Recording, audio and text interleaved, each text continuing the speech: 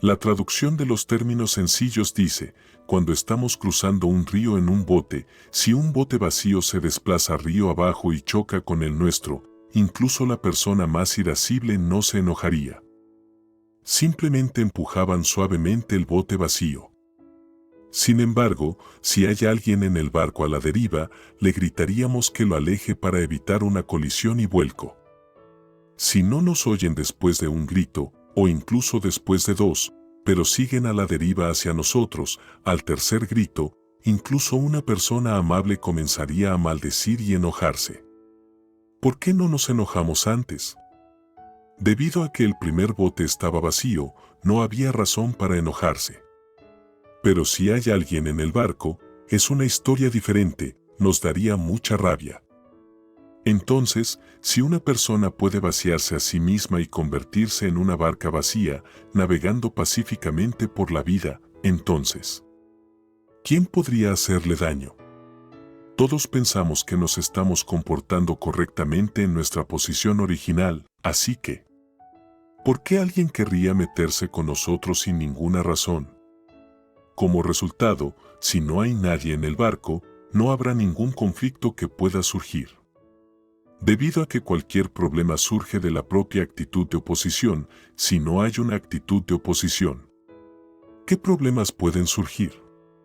No solo no pasará nada, sino que también se alcanzará el mérito a través de la autoconciencia. El mérito no proviene de la quisquillosidad, la codicia, la ira, la ignorancia y el apego. Estos no pueden establecer el mérito ni cultivar la virtud, simplemente crean karma y maldad. El mérito debe ganarse observando en la posición original de uno y cumpliendo con sus propias responsabilidades. Esto está llamado a actuar de acuerdo con la verdadera naturaleza de uno. ¿Es difícil actuar de acuerdo con la verdadera naturaleza de uno? No. Simplemente párate en tu posición original y haz lo que debes hacer. Como hijo frente a sus padres, al estar en la posición original de uno es cumplir con el deber de un hijo, y cumplir con el deber de un hijo también es ejemplificar la sinceridad humana. Esa es, como niño, una responsabilidad inherente que uno debe poseer. Esta es la naturaleza de uno, que también es un acto de acuerdo con la verdadera naturaleza de uno, el Tao, y la piedad filial se deriva de esto. La piedad filial, el amor fraternal, la lealtad, la confianza, el decoro, la rectitud, la integridad y la vergüenza tienen que ver con permanecer en la posición original de uno, cumplir con la naturaleza inherente de uno, hacer lo que uno debe hacer en relación con los demás, los asuntos y las cosas. Entonces se establece el Tao, se establece la virtud, a esto se le llama mérito y virtud. Así es como se hace el cultivo del Tao, y esto es también lo que han demostrado los santos de las 5 religiones. Confucio y Mencio, tal vez todavía podamos entender, pero es difícil entender a Lao Tse. Afortunadamente, no hemos estudiado a Mahoma, por lo que es aún más difícil de entender. ¿Hemos leído el Corán? Afortunadamente, no lo hemos hecho. Hablando honestamente, incluso Josué no puede entenderlo. Con solo hojear un volumen tan grande del Corán, soy demasiado perezoso para leerlo. Es extraño que los artículos traducidos del Corán parezcan difíciles de entender. Por supuesto, nos volvemos demasiado perezosos para leerlo, a diferencia de la Biblia, donde podríamos hojearlo. Tal vez en vidas pasadas, nunca hemos sido musulmanes. De lo contrario, ¿por qué no nos gustaría leer esa escritura clásica? Se dice que Mahoma sostenía el Corán en una mano y una espada en la otra, por lo que los musulmanes son muy militantes. Lo mejor es que escuches las palabras de Dios. Si no escuchas las palabras de Dios, el diablo vendrá a matarte. ¿Era así como era Mahoma en ese entonces? Pero más tarde la gente lo describió así, mostrando nuestra comprensión muy superficial de Mahoma.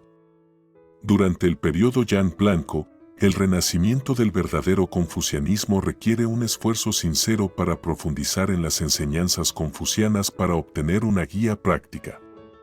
Sitsun mencionó que el año de la gran armonía aparecerá cuando el confucianismo reviva, aclarando que el confucianismo no se refiere a una enseñanza religiosa sino educativa. Por lo tanto, debemos escuchar a Confucio, Mencio y otros sabios confucianos para entender cómo manifestaron y educaron a sus discípulos. Esto es lo que necesitamos aprender, este es el verdadero renacimiento del confucianismo. En el periodo actual del Yan Blanco, Dios está observando a cada individuo porque el estándar actual de Dios es: el que es injusto, que sea injusto todavía, y el que es inmundo, que siga siendo inmundo, y el que es justo, practique la justicia, y el que es santo, guárdate a sí mismo. Revelación 22:11. ¿Qué es la santidad y qué es la justicia? La justicia es hacer las cosas de acuerdo a la voluntad de Dios.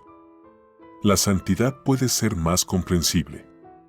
Si no podemos comprenderlo, podemos observar cómo se comportaron Mencio, Confucio y otros santos, porque estos santos deben haber sido santos. Por ejemplo, el Xin, Ren, Yi y Ye significa la dedicación incondicional del emperador Yu, describiendo a alguien que siguió la voluntad del cielo, cuidando la vida de todos los seres, así es como actuaron. El emperador Yu olvidó los intereses personales por el bien del público, por el bien de salvar a todos los seres, no tenía motivos egoístas. ¿Cómo podríamos imaginar cómo gestionar las inundaciones? ¿Somos realmente tan capaces? Podríamos terminar muertos. Incluso las piernas del emperador Yu cojeaban. ¿Cómo no iba a contraer reumatismo por estar constantemente sumergido en agua?